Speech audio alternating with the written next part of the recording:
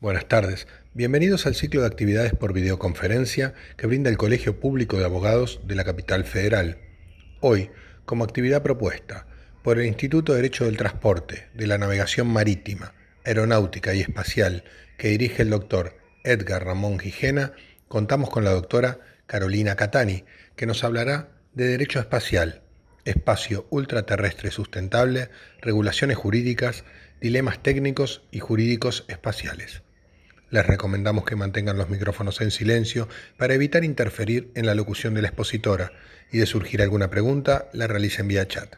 Ahora sí, le damos la palabra a la doctora. Bienvenida. Bueno, muy buenas tardes. Bienvenidos a esta actividad del Instituto del Derecho del Transporte, de la Navegación Marítima, Aeronáutica y Espacial del Colegio Público de Abogados. Hoy tenemos un tema especial de derecho espacial que se va a referir al espacio ultraterrestre sustentable, dilemas técnicos jurídicos espaciales. Vamos a ver un poco el derecho espacial en su dinamismo. Dije el derecho porque cuando uno aborda el derecho espacial, generalmente no las generaciones de alumnos de la universidad actual, sino nosotros, los anteriores, veíamos un derecho espacial casi estático, que estaba centralizado en las convenciones internacionales que iban evolucionando lentamente. Ahora hay un derecho espacial vivo y dinámico. Aquel que era un futuro lejano, llegamos. Por eso le digo un derecho espacial vivo, dinámico, que merece ciertas reflexiones, un derecho espacial que es actual e interrelaciona la vida cotidiana de los estados. Yo no me voy a extender mucho porque es el marco de esta presentación que quiero señalar y destacar a la doctora Carolina Catani, que es una experta, un especialista que está viviendo esa actividad, la está viviendo desde su especialización y desde su profesión. Carolina Catani es abogada, especialista en Derecho Espacial y Aeronáutico, contando con otras titulaciones de posgrados realizadas en el país y en el exterior, en Estados Unidos, en China. En su trayectoria laboral en la gestión pública, se destacan los siguientes cargos: jefa de gabinete de la Subsecretaría de Transporte Ferroviario de la Nación, asesora legal de la intervención operativa y administrativa de las líneas ferroviarias Mitre y Sarmiento, luego del luctuoso accidente de la Estación 11, y asesora técnico legal en la Sindicatura General de la Nación, SIGEN. Desde ya se vinculaba a la actividad espacial. Previamente fue gerente en empresas privadas de capital internacional vinculada a las TICs, empresas de tecnología de información y comunicación, asesora del embajador de Filipinas en la República Argentina y secretaria general de la Universidad de Belgrano, habiéndose iniciado en la profesión en el estudio jurídico familiar. Es miembro del Instituto de Derecho del Transporte, de la Navegación Marítima, Aeronáutica y Espacial, de nuestro colegio, y de la Asociación Argentina de Estudios para la Administración Pública. Ejerce la docencia y desde hace algunos años es la responsable técnica legal en Derecho Espacial de la Comisión Nacional de Actividades Espaciales y actualmente se ha sumado al directorio de BENC S.A., empresa donde la CONAE es su accionista mayoritaria, creada entre otros objetivos para el proyecto de desarrollo y construcción del vehículo lanzador de satélites para la República Argentina. Por todos estos antecedentes le decíamos que íbamos a observar un derecho espacial actual, vivo y dinámico. Bueno, adelante, Carolina. Bueno, Edgar, muchas gracias a quienes se han sumado hoy a esta conversación, ¿no? El término de conferencia suena tan grandilocuente cuando lo veía en la publicación. Es una conversación y muy agradable porque es entre colegas y muchos amigos. Cuando conversábamos en las reuniones del instituto y un poco también con el doctor Gijena de, bueno, cuál el planteo o cuál el título, ¿no? Pensábamos y conversábamos un poco, el instituto tiene algunas de las funciones que tiene, es el de plantear interrogantes, indagar, investigar, traer un poco a la reflexión de lo que está ocurriendo en los distintos medios del transporte.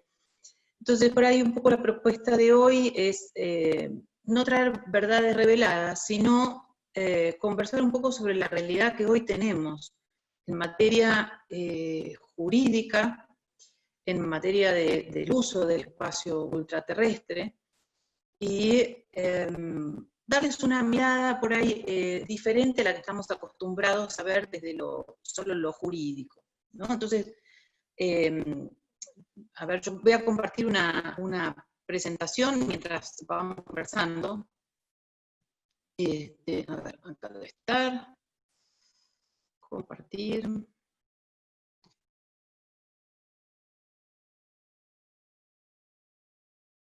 Díganme si se ve, cualquier cosa me avisan, por favor. Voy a poner chiquitito porque si no, por ahí no los veo. Un poco, la idea es, vamos a ver cómo cierra el círculo para poder saber dónde estamos hoy, ¿no? Frase que jamás se ha dicho, de dónde venimos, dónde estamos y a dónde vamos. En ese a dónde venimos, es importante tener el origen de por qué nace el derecho espacial. El contexto de la Guerra Fría, las consecuencias de la Segunda Guerra Mundial, y las tensiones que había en esa bipolaridad de Estados Unidos y la Unión Soviética, que un poco se termina de disparar toda esta cosa, por más que ya había juristas, y aprovecho ahora también en esta reunión, que es la primera que tenemos así pública, a darle un homenaje al doctor Coca, que hace ya un par de meses que nos ha dejado físicamente, y que un poco ha sido el padre de este derecho espacial, y ha sido de muy joven un activo hacedor del derecho, mucho antes de que se construyese. Una de las particularidades que tiene este derecho espacial es justamente que está siempre adelante, ¿no? Como un paso adelante. La característica del derecho espacial, como es un derecho muy vinculado con la tecnología, con lo que se puede, lo que lo ha sido distintivo, lo ha hecho distintivo, es que siempre se ha trabajado en pensar, aun cuando el hecho técnico no había ocurrido o no había ocurrido lo suficiente, y muchos de nuestros tratados y acuerdos en definitiva lo reflejan. Entonces, pese a que ya se estaba trabajando en esto de la teoría del derecho interplanetario, espacial, lo que lo dispara y lo que para todos nosotros es el inicio de la actividad espacial fue el lanzamiento del Sputnik. Nadie se acuerda que al poquito tiempo salió el Explorer de los Estados Unidos, y que se estaba generando un satélite común de varios países para la celebración del año geofísico, ¿no? La parte romántica que siempre nos cuentan es esa. El tema es que se adelanta, se despega la Unión Soviética con su satélite individualmente, irrumpe en el espacio e irrumpe en las relaciones internacionales. Entonces, en ese adelantamiento hace un poco de mella respecto del resto, y en ese contexto, por eso es importante hablar de cuál es el contexto en el cual nace nuestro derecho, es el de la Guerra Fría. Piensen que sucede recién el fin para el año 1989, 91, ¿no? Cuando termina la perestroika, bueno, y se termina la Unión de Repúblicas Socialistas Soviéticas, así que imagínense todo lo que ocurrió durante ese periodo, y la noción de la Segunda Guerra Mundial y los efectos de la bomba atómica de Hiroshima y Nagasaki estaban todavía ahí con la piel herida. Entonces, ese fue un poco el contexto en donde aparece la regulación del espacio, y hoy yo les voy a traer una propuesta distinta desde los estudios de la ciencia y la tecnología, los estudios, una visión del constructivismo, en donde se analiza a la evolución de la tecnología. Hay distintas teorías de la evolución de la tecnología, ¿no? Los monocausales o el determinismo, el lineal, en donde el artefacto nace de la creación de su fabricante, de su desarrollador, de quien tiene esa intelectualidad, nace, hay ciencia básica, nace, se hace la innovación o la ciencia aplicada, surge la tecnología, y eso de por sí ya trae el beneficio. Hay otros estudiosos, en Argentina también hemos tenido Sábato, ha sido uno de los también que introdujeron esta visión de los estudios sociales de la tecnología, en donde la tecnología no nace de esa manera, sino que es una construcción, de ahí el nombre del constructivismo.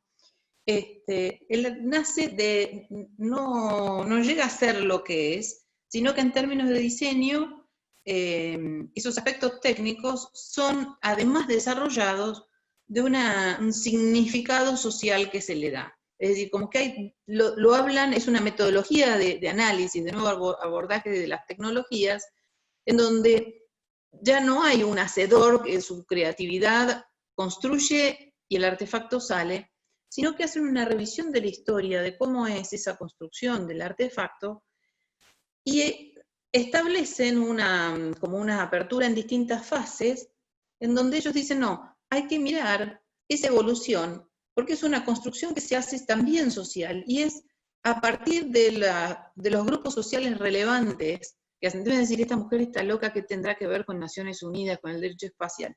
Y eso nos va a ayudar a comprender un poco lo que está pasando hoy, y a dónde quiero apuntar con esto, de la situación de la regulación del derecho espacial, con los eventos que están sucediendo. En esta flexibilidad, en esta determinación de los grupos sociales relevantes, ellos trabajan, Pinch y Blicher, son los que introducen esta teoría, toman el ejemplo de la bicicleta y la evolución y el desarrollo de la construcción de la bicicleta. Y dice que aparecen distintos grupos sociales relevantes en donde cada uno le va dando una interpretación a través de una flexibilidad interpretativa. Entonces, no sé si ustedes recordarán, las primeras bicicletas con una rueda grande y una chiquitita, entonces los pedales estaban en esa rueda grande, algunos lo llamaban la bicicleta macho, otros le decían la rompehuesos, otras bicicletas después que eran las dos ruedas iguales, pero los pedales estaban solo en la de adelante, y la evolución que hemos visto de los distintos tipos de bicicleta para que las pudieran usar la mujer, para que las pudieran usar los chicos, bicicletas competitivas. Bueno, entonces hacen todo un análisis, una deconstrucción del artefacto a través de los distintos problemas y soluciones que esa tecnología tienen, a través de la intervención de esos grupos sociales relevantes, fabricante, vendedor, el usuario, grupos de mujeres, grupos de hombres, distribuidores, y a partir de ahí, de esa intervención de todos esos grupos, es que se llega a un consenso a través de esa flexibilidad interpretativa, y habla de un mecanismo de clausura, de, bueno, ¿cuál es el artefacto que termina siendo construido, desarrollado?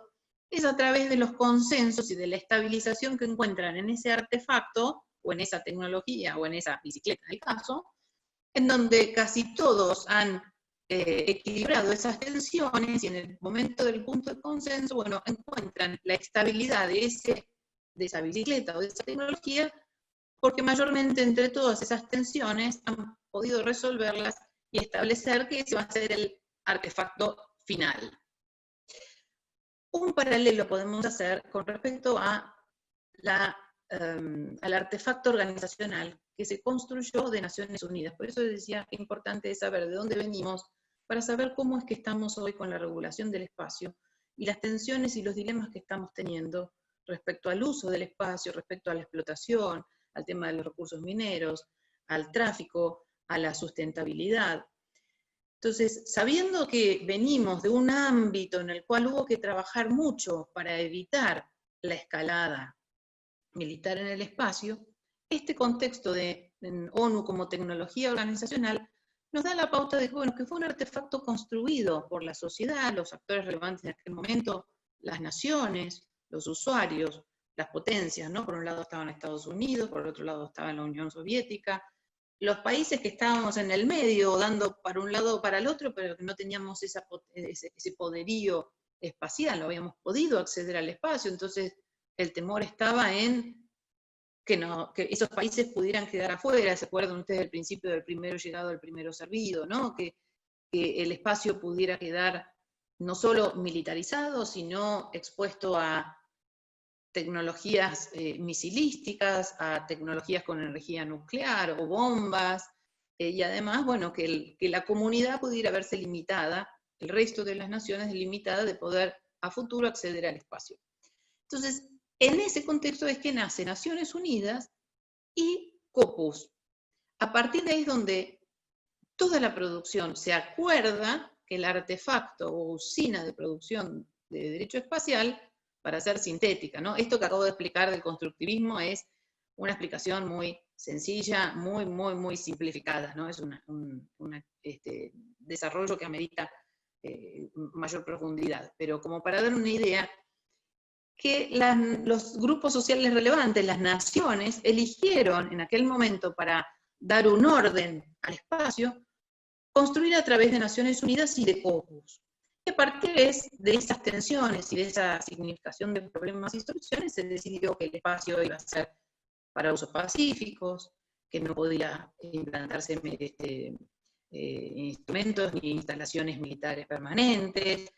Toda esa construcción en un sentido pacífico, la tecnología por sí misma no tiene un don inmanente.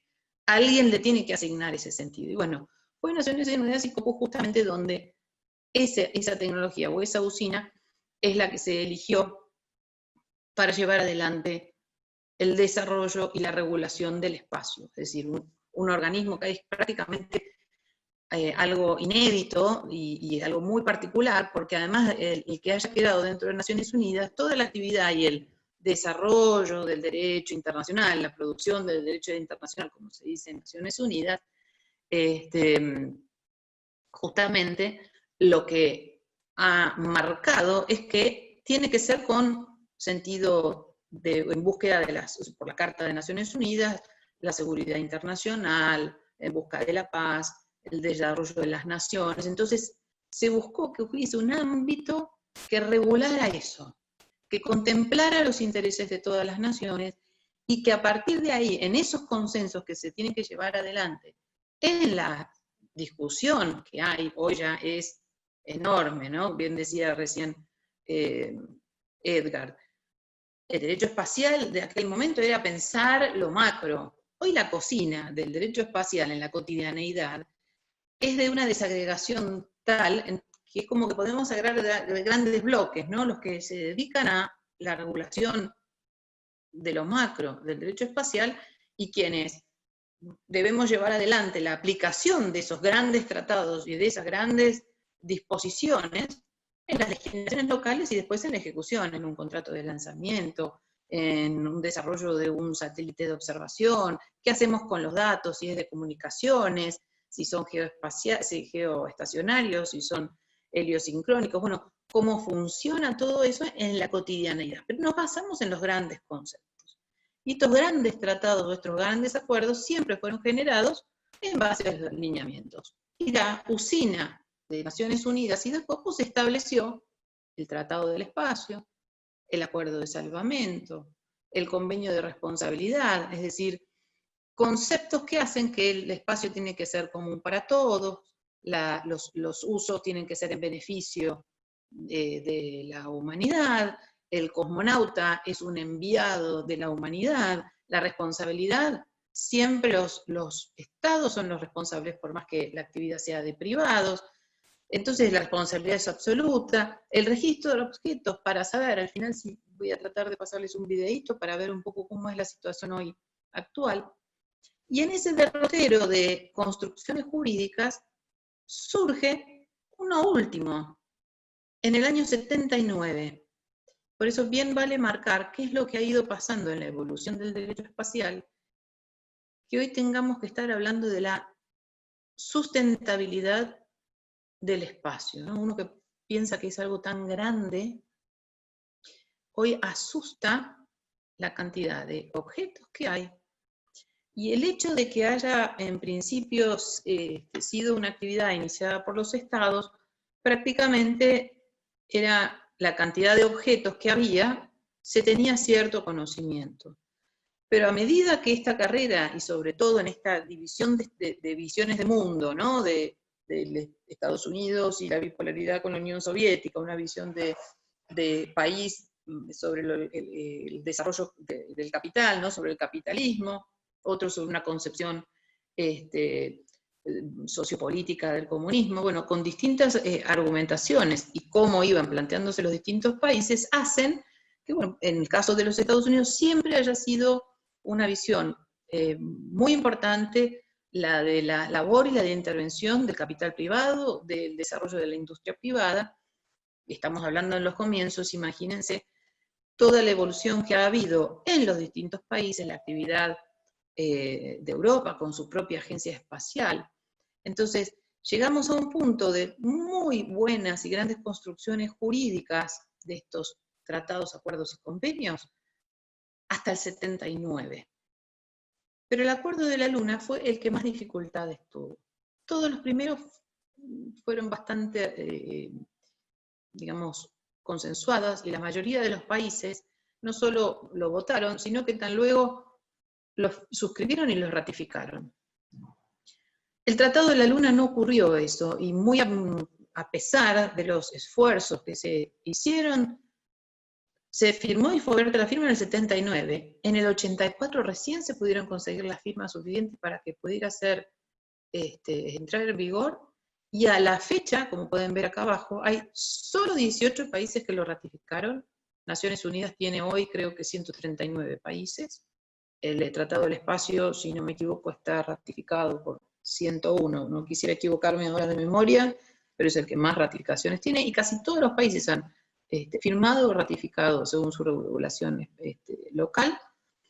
Pero el Acuerdo de la Luna, miren lo poquito que ha tenido en términos de derecho internacional y espacial el consenso. Entonces, en esto del desarrollo del derecho internacional que propugna Naciones Unidas, la Carta de las Naciones y, por supuesto, su fuente de creación Scopus, de aquel entonces a esta parte está trayendo dificultades y no ha tenido mucha aceptación justamente por algunos de sus artículos, y esta construcción del patrimonio común de la humanidad que prohíbe la utilización de fines bélicos, por supuesto, la reivindicación de apropiación, pero también establece que ni la superficie ni la subsuperficie de la Luna, ni ninguna de sus partes o recursos naturales podrán ser propiedad de ningún Estado, organización internacional, intergubernamental o no gubernamental, organización nacional, entidad, nadie, ni persona física, nadie. Ese artículo fue de dificultosa aceptación, y la construcción de lo que era el patrimonio común de la humanidad, que parecía ser un paso importante para evitar la protección de estos cuerpos celestes, evidentemente, propiciado por Donaldo Coca también, para muchos de los países eso entraba en una dificultad de lo que podía llegar a ser a futuro la creación o la explotación de los cuerpos celestes a futuro. Fíjense que ya el tratado mismo dice: los estados partes en el presente acuerdo se comprometen a establecer un régimen internacional, incluidos los procedimientos apropiados que rija la explotación de los recursos naturales de la Luna. En el Acuerdo de la Luna incluye otros cuerpos celestes y las órbitas, ¿no? Cuando esa explotación esté a punto de llegar y sea posible. Y pensaba que debería establecerse un acuerdo, y que pasados los primeros 10 años de entrada en vigor, bueno, su reexamen para ver si requería una revisión para ser atendido.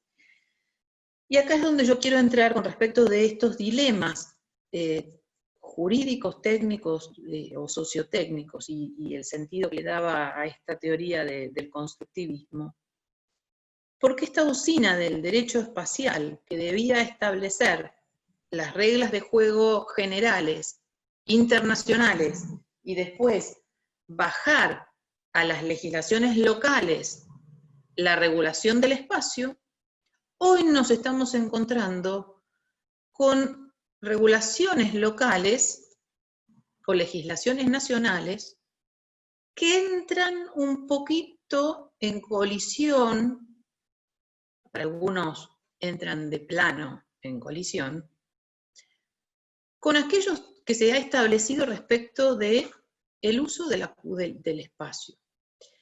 Y a dónde vamos con esto de la sustentabilidad. Voy a meterle pata porque si no, no vamos a llegar.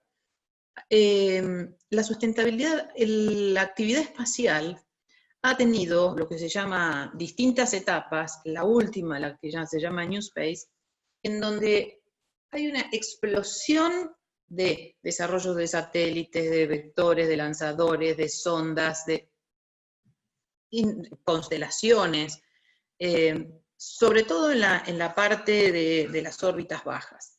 Entonces, eso está trayendo serios conflictos, por un lado, por el manejo del tráfico, es decir, por los space debris que puede haber, los daños que se pueden provocar y por la congestión que hay en el manejo de ese tráfico, porque es necesario que se sepa qué es lo que hay en el espacio, y porque, como decía el tratado, el Acuerdo de la Luna, prever lo que se viene, cuando la explotación de los recursos sea posible, ya estamos. Y no solo ya estamos en eso, sino estamos pensando en asentamientos humanos en la Luna y en Marte. Y como hay muchos intereses económicos, esto de los que mencionaba al principio, los actores sociales relevantes, hay muchos intereses económicos, políticos y económicos, porque las naciones intervienen con mucho dinero generando empresas y desarrollos para poder establecer el uso de la información espacial o la utilización de la herramienta espacial tan valiosa para el desarrollo de la humanidad, aplicaciones para las comunicaciones, todo lo hacemos con tecnología espacial, desde la comunicación, la tele, prever catástrofe, de producción del agua, de hielo, producción agropecuaria, un sinnúmero, bueno, hay estas cosas de trabajar en casa. Un sinnúmero de actividades que hacen que hoy inclusive tengamos hasta fuerzas militares espaciales.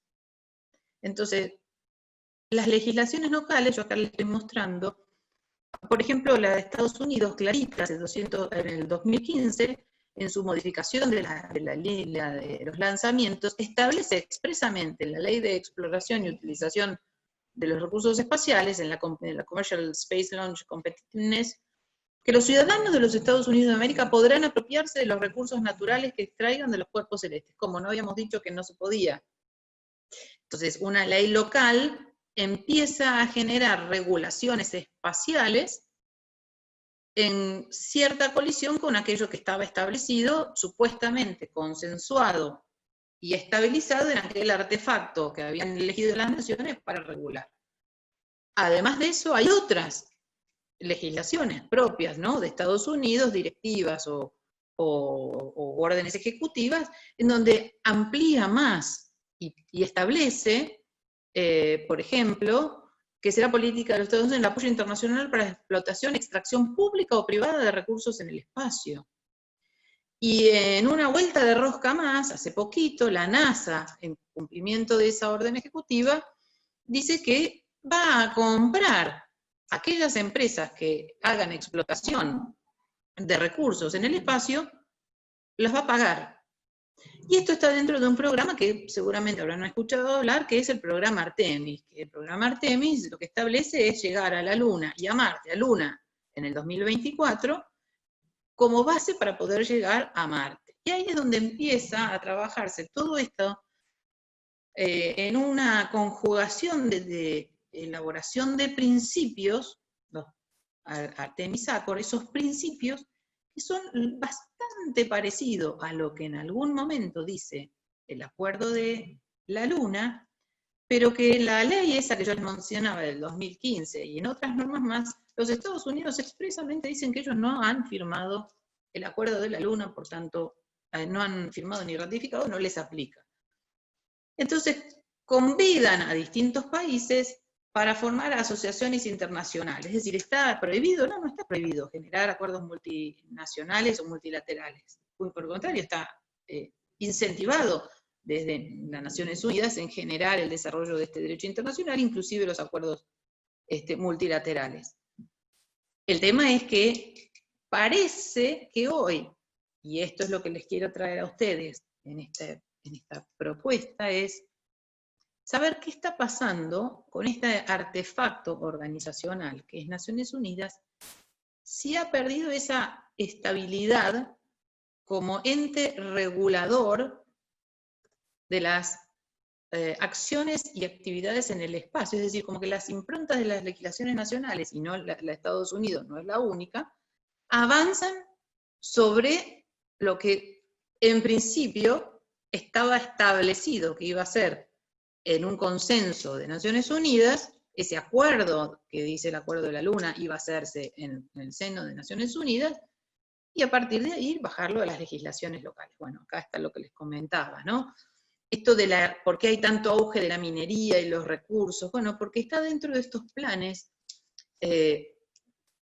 poder utilizar esas fuentes minerales, polvo, roca, helio, el agua, como fuentes de energía, para poder llevar adelante las misiones y los asentamientos en la Luna. Este acuerdo Artemis tiene un plan, acá les muestro un poquito cómo está establecido, en distintas etapas para poder llegar a la Luna y establecerse en la Luna, etapas intermedias en donde va a haber, como van a generar lo que llaman ellos el Gateway, una estación espacial internacional, promovida por ellos, pero de la cual forman parte varios países. En el medio, entre el 2021, que es la primera etapa de poder llegar a la Luna con algún equipamiento, al 2024, hay distintas etapas. No quiero detenerme acá, bueno, acá al 2030 se prevé en una progresión llegar a Marte, y todo esto tiene que ver con algunos puntos que están establecidos en los acuerdos Artemis, acá como dice, tener una visión común del conjunto práctico de principios, directrices y de mejores prácticas para mejorar la gobernanza de la exploración civil y el uso del espacio. Entonces promueve que sean firmados por las agencias, pero en realidad establece que es ese acuerdo de Artemis un compromiso político, y que aquel que quiera suscribir después de determinada fecha tiene que presentar su firma al gobierno de los Estados Unidos. Entonces ya no es un acuerdo de agencias.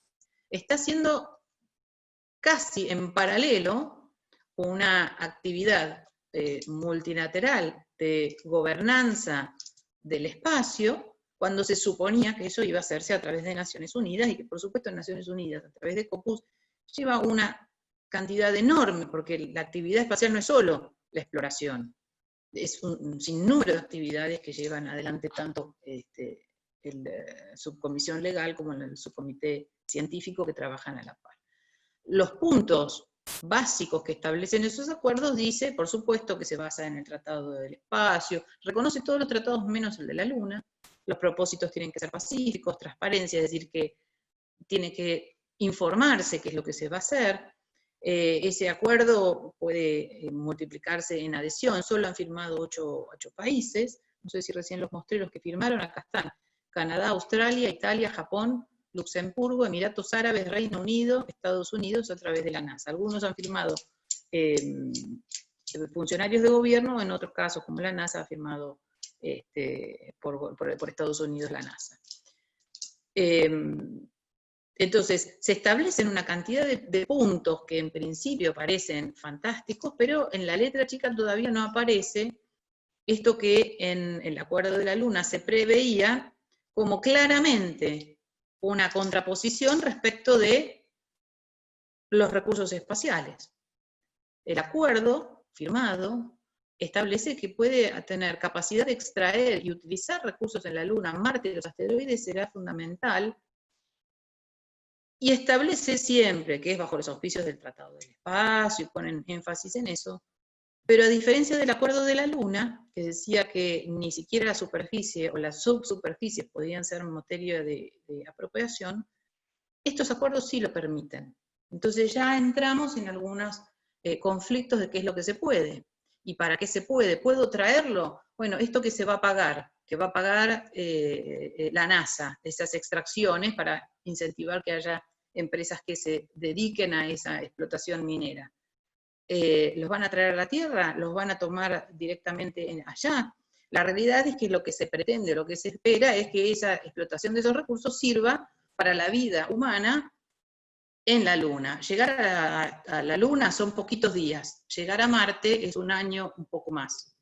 Entonces, otro de los dilemas que se abren tiene que ver con estas cuestiones de, bueno, ¿cómo vamos a hacer los asentamientos humanos? ¿Cómo vamos a regular la vida allá? Hoy la Estación Espacial Internacional tiene un régimen de conducta, determinada jurisdicción, qué es lo que sucede si se comete un delito, si hay algún problema. Ahora, si alguien se enferma en viaje a Marte, ¿qué sucede? ¿Los demás tripulantes están autorizados a quitarle la vida? ¿Se va a autorizar a quitar la vida a alguien? ¿Esa persona va a tener derechos? Entonces aparecen conflictos éticos. Fíjense todo lo que el derecho espacial empieza a trabajar más allá de lo que tiene que ver con la regulación que nosotros veíamos en el origen.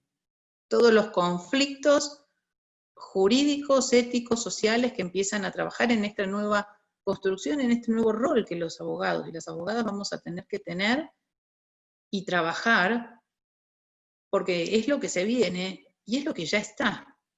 Esto ya es un hecho. Entonces, esto que el derecho espacial siempre tuvo como visión futura, hoy nos estamos encontrando en algunos casos que estamos regulando a años vista y en algunos casos las regulaciones locales nos están llevando puestos. Habla también de zonas seguras, entonces no está claro qué implican esas zonas seguras. En el acuerdo de la Luna se hablaba de pequeños periodos. Acá, ¿qué va a pasar? Un asentamiento de un privado que está haciendo extracción, ¿lo vamos a poder sacar? ¿Se va a poder entrar? No está totalmente claro y transparente como es eso. No quiero detenerme en el acuerdo de Estados Unidos, pero es un poco el que está liderando hoy ese acuerdo multilateral y que está poniendo quizás no sé si duda sería la palabra, ¿no? Pero en términos del constructivismo, bueno, está generando un nuevo problema que requiere una nueva solución, esta regulación del espacio, porque un grupo de naciones está actuando. De hecho, la Unión Soviética, Rusia, hizo una manifestación, por supuesto no adhiere al tratado, al acuerdo de Artemis, y ha hecho una manifestación claramente en contra, ¿no? Que se estarían violando los derechos del espacio. China también ha sido en el 2019 un precursor en llegar a la Luna, al lado oscuro de la Luna. Entonces, bueno, también todo esto trajo un movimiento de tensiones entre las naciones, de, bueno, ¿quién llegó primero? ¿Por qué China está bien, está mal? Si llega a otro país, ¿qué es lo que está haciendo? ¿Qué es lo que están haciendo en esos lugares? Bueno, ¿por qué se van a esos lugares? ¿Dónde hay más recursos? ¿Por qué se va a ir al Polo Sur? Bueno, toda esta cuestión alrededor de los recursos que están trayendo mucho conflicto, Luxemburgo también hizo su paso adelante en el 2017, directamente dice, los recursos espaciales se pueden poseer. Entonces, ¿cómo? No era que eran para la humanidad, que eran el uso común, y esa definición de patrimonio común de la humanidad, por supuesto, los abogados somos unos fantásticos para poner en duda todo, entonces nunca terminó de cerrar, bueno, ¿qué se quiso decir con patrimonio común de la humanidad? ¿Cuál es el alcance?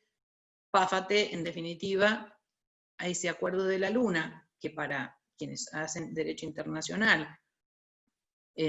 podrían discutir que, bueno, que al haber sido aprobado en Naciones Unidas es una norma de hard law, pero en definitiva, como no ha tenido acompañamiento por la costumbre y el uso, bueno, estaría vigente, no estaría vigente, bueno, son estas discusiones jurídicas. Entonces, bueno, acá les muestro otro ejemplo, Brucker decía de Rusia, y a dónde quería llegar, ¿no? Con esto de los dilemas que hoy tenemos sobre jurídicos, sobre lo que tenemos que regular y la sustentabilidad del espacio. Ahora les voy a mostrar rapidito un videito muy cortito de lo que está la evolución del space debris y de pequeñas partículas de 1 centímetro a 10 centímetros, el daño que eso está trayendo y cómo regular eso, porque ya hoy está tan contaminado que pone en riesgo la operación. Aquello que pensamos que nunca iba a llegar, llegó. El manejo de tráfico, hay Estados Unidos, Europa, varios tienen lo que se llama el collision avoidance, es decir, para lanzar un satélite. Nosotros, para cuando la Argentina tuvo que lanzar sus satélites, también trabaja junto con esta, trabaja junto con esto, porque en el trayecto de llegar a la órbita, y después los que van, imagínense, los que van a las órbitas, esto está en una órbita baja, los que van a las órbitas altas, todo lo que puede suceder en el medio. De hecho, permanentemente se está monitoreando al satélite o a los satélites, porque por ahí hay que hacer maniobras, fíjense lo loco de la realidad de hoy, que hay que hacer maniobras de conducción para subirlo o bajarlo, para evitar una colisión, una potencial colisión, y eso implica que el satélite que lleva combustible para poder hacer esas maniobras, si tiene que hacer constantemente maniobras, la vida útil de ese satélite que está prevista por esta cantidad de años, ese combustible, después si hay que preservar para de órbita, para su vida final, bueno, a veces impacta sobre la misión misma, porque si todas las misiones tienen que prever una cantidad de combustible por las maniobras extra, bueno, entra en conflicto también otros aspectos. Entonces, hoy los dilemas que tenemos, y un poco la reflexión que les quería traer, de todos estos dilemas, están los dilemas éticos, las fuerzas militares que aparecen para preservar que el espacio no sea un lugar militar.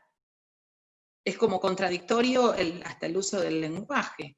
Pero claro, hoy el ciberataque puede ser con un satélite que ya ha habido, que siguen a otro adelante y pueden hacer maniobras para atacar, un satélite o alguna orden que se da que obstruye una comunicación, una frecuencia, y se pierde la visibilidad de ese satélite o de esa sonda.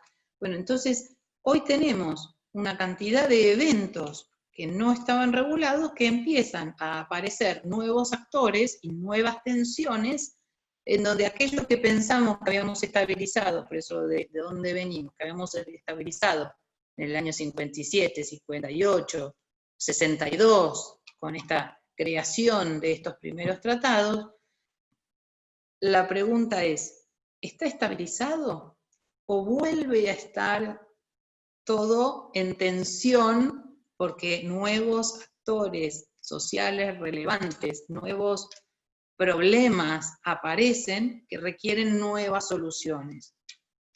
Yo abogo para que esas nuevas soluciones sigan estando dentro de los carriles de lo que es Naciones Unidas y de Scopus, pero no podemos tapar el sol con un dedo, porque estamos viendo que a nivel de legislaciones locales, cada país, defendiendo sus intereses, muchas veces están avanzando sobre la regulación internacional, es decir, como de abajo hacia arriba, en la regulación de la actividad espacial, que impacta a todos, porque todo lo que se haga en la Luna, en las órbitas, en Marte, cuando se llegue, impacta a todos. Entonces, bueno, estas cuestiones no son ajenas a lo que sucede hoy en Scopus, y si vemos uno de los temas de agenda permanente, es el fomento de las capacidades jurídicas, la formación de abogados especialistas en derecho espacial. Entonces, esa realidad de necesitar divulgar más, de que cada vez haya más abogados y abogadas dedicados a lo espacial, que se comprenda cuál es la cuestión política, cuál es la cuestión tecnológica, cuál es la cuestión social, para poder trabajar en los grandes marcos regulatorios como en la aplicación cotidiana, siempre doy el ejemplo, ¿no? De cuestiones de propiedad intelectual. Estados Unidos inclusive y muchas naciones tienen su propia ley para los desarrollos que se hacen en el espacio, en la estación espacial. Un sinnúmero de eventos que hacen hoy que tengamos que repensar qué es lo que está pasando y la necesidad de que haya más abogados y abogadas dedicados al derecho espacial para que esta regulación que en su origen se comprendió que se estabilizaba por consenso de Naciones Unidas, siga siendo de esa manera. Esta es mi reflexión final, ¿no? Bueno, aboguemos y trabajemos para que ese artefacto organizacional, usina productora de derechos, frente a las distintas situaciones. Di el ejemplo que hoy está más candente, que es la explotación de los recursos. Pero hay otras actividades también, el tema cada vez más, la seguridad espacial, que siempre se trabajaba en Naciones Unidas, por un lado separado, seguridad, y por el otro lado, todo lo que era COPUS, por el otro, las paralelas, en algún paralelo, bueno, las paralelas en algún momento se juntan, y hoy los temas de space debris, seguridad, tráfico, están tanto en el ámbito de seguridad como empiezan a aparecer en COPUS. Así que bueno, muchas gracias. Sí, tengo que ver si puedo darles el videito. Esto es un avisito particular, quería mostrarles, todavía no está visible las primeras imágenes del SAOCOM. Esto es un avisito particular nada más de las cosas que están sucediendo en la Argentina, con nuestros satélites, y compartir con ustedes un poquito estas primeras imágenes de lo que el SAOCOM hoy está pudiendo mostrar.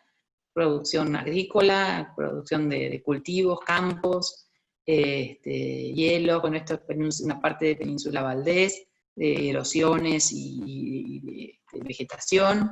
Esto es en Ushuaia, bueno, rugosidades, son distintos tipos de imágenes que los invito acá si quieren entrar a esta página, ahí van a tener más detalles de nuestro SAOCOM 1B, que si difícil es poner un satélite en órbita, imagínense lo que es poner una constelación de estos dos grandes monstruos.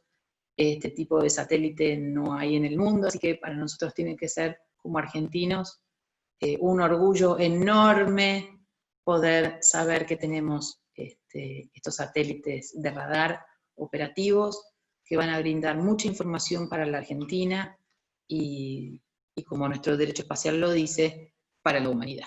Así que si me dejan un segundo, voy a compartirles esto que les decía recién, en medio segundo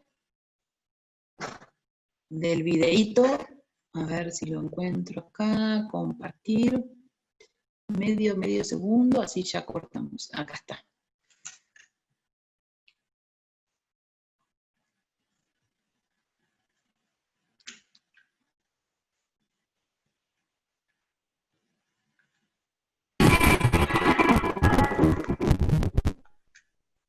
Esta es una animación de lo que es la evolución en los años de la contaminación o el space debris que hay. Las partículas chiquititas o rojas son de más o menos tamaño, pero estamos hablando de partículas que hay en el espacio de milímetros. Esto está catalogado, Estados Unidos y la ESA han ido catalogando objetos a lo largo de los años, y fíjense, a ver si lo avanzo un poquito, para que vean cómo de a poco, aquello que permitía a la Tierra ver, cada vez se ve menos. Miren lo que es, cada vez más, ¿no? Las órbitas cercanas y las órbitas lejanas. Esto es lo que está pasando hoy, y esto es lo que debemos trabajar. Imagínense si hay que ir a la Luna, si hay que ir a Marte, si hay que poner una estación espacial, si queremos seguir teniendo satélites que nos permitan dar comunicación, que nos permitan dar televisión, que nos permitan dar información segura en tiempo oportuno, bueno, tenemos mucho trabajo por hacer, y a esto me refiero cuando, bueno, hoy quería, más que traerles verdades reveladas, compartir con ustedes como abogados todo lo que debemos trabajar en estos nuevos dilemas jurídicos, si es que queremos tener un espacio sustentable y que podamos utilizarlo todos. Así que muchas gracias.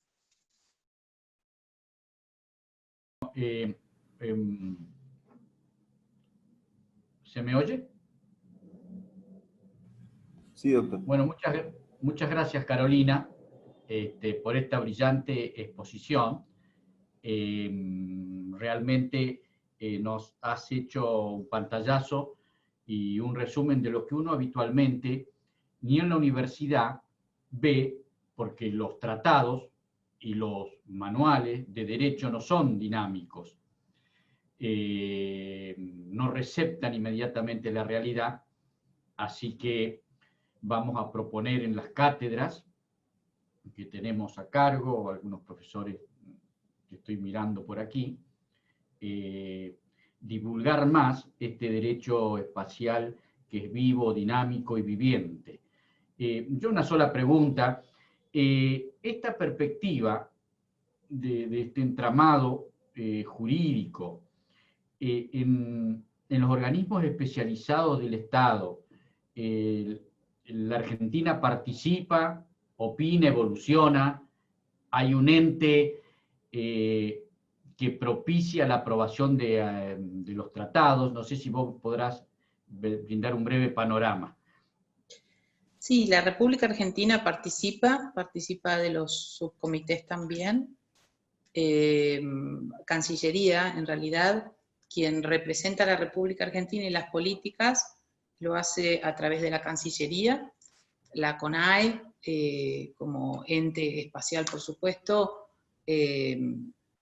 también está trabajando y buscando generar nuevas regulaciones. De hecho, lo que se va a tratar de llegar, esperemos que no sea a muy largo plazo, inclusive con una ley espacial, porque lo que queremos es que se trabaje a nivel nacional, seguir fomentando la industria. La industria para la Argentina espacial es muy importante. Hay muy buenas capacidades espaciales, no solo en el ámbito público, sino es generador de fuentes de trabajo de distinto tipo, ¿no? Entonces, trabajar sobre la participación del privado es importante. Pero eso, a la par, también está trabajándose con Cancillería en las reuniones temáticas tanto de sus subcomités científicos como jurídicos. Recién ahora, bueno, hubo una etapa medio de transición donde no hubo mucha presencia, recién ahora se está retomando un poco todo esto, en donde la CONAE está teniendo también un poco más de participación en este sentido. Hay una representación permanente en Viena, pero bueno, todas las distintos, hay no solo Scopus, hay un sinnúmero de foros que se han abierto a lo largo de los años, el listado es gigantesco, que se abren a partir de instancias o mesas de trabajo de Naciones Unidas para temáticas puntuales, en donde la Argentina participa, representa, pero no es una cuestión solo de la República Argentina. Naciones Unidas lleva muchos años y uno de los temas de agenda es la revisión de los tratados. Se amerita una revisión, se amerita un cambio, y es como que no se llega a dar un paso en ese sentido. Por ahora se sigue trabajando, indagando, se arman mesas, pero no se ha tomado una definición en ese sentido. Es una problemática que envuelve e involucra a todos los países. Bueno, muchas gracias. Hemos quedado poco. Veo en los chats muchas felicitaciones y que han considerado todos muy, muy interesante el tema. Esto tal cual como lo dice nuestro funcionario del colegio, pronto va a estar en la biblioteca del colegio público para receptar, porque evidentemente hay PowerPoint, un entramado de tratados y resoluciones que es muy útil conservarlo. No sé si alguno tendrá alguna pregunta y si no, damos por cerrada la actividad. Cualquier cosa, Edgar, cualquier duda o algo pueden preguntarme, pero a mí lo que me interesa es generar estas nuevas visiones y pensar estas nuevas inquietudes desde otros puntos de vista, los jurídicos, pero con un cariz de investigación de dónde venimos y a dónde vamos para saber estas relaciones internacionales y estas relaciones humanas, que podamos construirlas y seguir manteniendo este trabajo que de tantos años se viene haciendo a través de Naciones Unidas. De una opinión personal, no hoy estoy acá como miembro del instituto, no es una opinión oficial, es mi opinión personal en mis inquietudes de analista del derecho y de poder aportar distintas visiones del conocimiento del derecho y compartir acá, que es un ámbito en ese sentido, ¿no? Así Bueno, que muchas gracias. Muchas gracias, Carolina. El tiempo se nos está terminando, pero este es un puntapié inicial porque yo tengo conocimiento de que tú eh, tenés varios temas para desarrollar vinculados con este aspecto actuales. Así que bueno, continuaremos, si Dios quiere, en la próxima temporada de eventos. Así que una vez más, gracias a todos los participantes. Muchas gracias por su presencia.